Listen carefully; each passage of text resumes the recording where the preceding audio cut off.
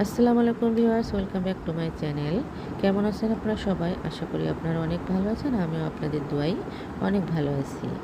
দেখতেই পাচ্ছেন আমার আজকের রেসিপি হচ্ছে শাক।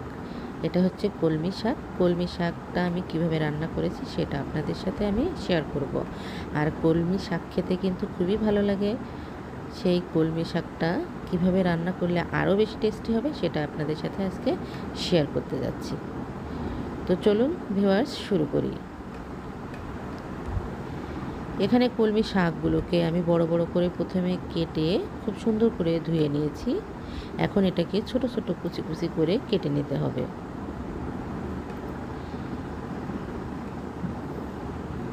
চলুন ছোট ছোট করে কেটে নিই। দেখুন শাকগুলোকে আমার এইভাবে ছোট ছোট করে কেটে নিয়েছি। ছোট ছোট করে এইভাবে কেটে নিতে হবে। চলুন তাহলে চলে যায় রান্নায়। ভিউয়ার্স, কড়াইটা গরম হয়ে গেছে। এখন এর মধ্যে তেল দিয়ে দিচ্ছি পরিমাণ মতো। তেলটা গরম হয়ে গেছে। এখন এর মধ্যে দিয়ে দিচ্ছি পেঁয়াজ কুচি এবং রসুন কুচি আর 8-10 টুকরা কাঁচামরিচ। এইগুলো হালকা করে একটু ভেজে নিতে হবে। হালকা করে ভাজা হয়ে গেছে। এখন এর মধ্যে দিয়ে দিচ্ছি শাকগুলো। ভিউয়ার্স, তার আগে বলে নিই, আমার চ্যানেলে যারা নতুন তারা প্লিজ আমার চ্যানেলটিকে সাবস্ক্রাইব করবেন এবং পাশে থাকা বেল বাটনটি অন করে দিবেন। পরবর্তী ভিডিওর নোটিফিকেশন সবার আগে পেয়ে যাবেন। শাকগুলোকে এখন ভাজতে হবে, তবে এর মধ্যে দিয়ে দিচ্ছি এখন লবণ। লবণটা স্বাদ মতো দিতে হবে। যেহেতু শাকটা অনেকটাই কম হয়ে আসে তাই লবণটা একটু সাবধানে দিতে হবে। এখন এইটাকে নেড়ে চেড়ে আমি একটু মিশিয়ে নিচ্ছি।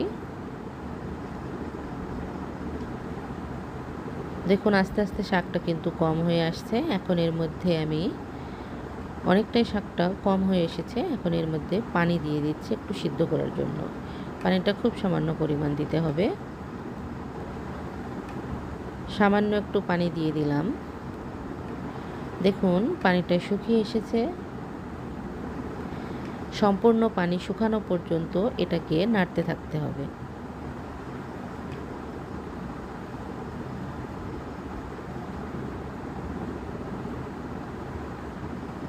ভিউয়ার্স, পানিটা আমার শুকিয়ে এসেছে। এখন এটাকে আমি নামিয়ে ফেলব। ভিউয়ার্স, হয়ে গেল আমার আজকের কলমি শাক রান্না করা। তো কলমি শাক আমি এভাবেই রান্না করেছি। আপনারা এভাবে রান্না করলে খুবই টেস্টি হবে, আমি 100% গ্যারান্টি দিয়ে বলতে পারি। ভিডিওটি ভালো লাগলে লাইক দিবেন, শেয়ার করবেন, কমেন্টস করবেন। ভালো থাকবেন, সুস্থ থাকবেন।